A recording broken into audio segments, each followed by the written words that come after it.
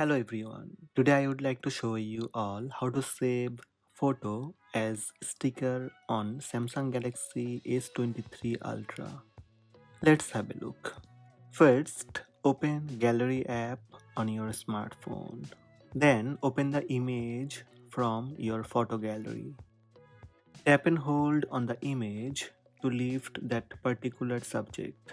Once subject selected, lift your finger and here you will see some options like copy, share, save as, sticker, save as image. Simply tap save as sticker.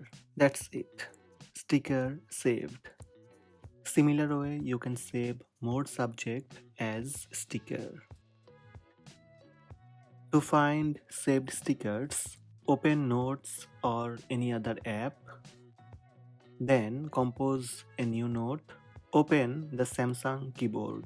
Tap on the emoji icon on top left. Then select the Samsung gallery icon. Here you will see your all saved stickers. Tap once to use sticker.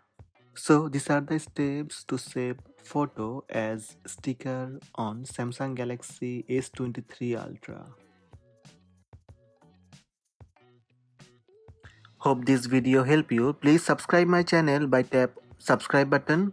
Also tap the bell icon to receive notifications about all new videos.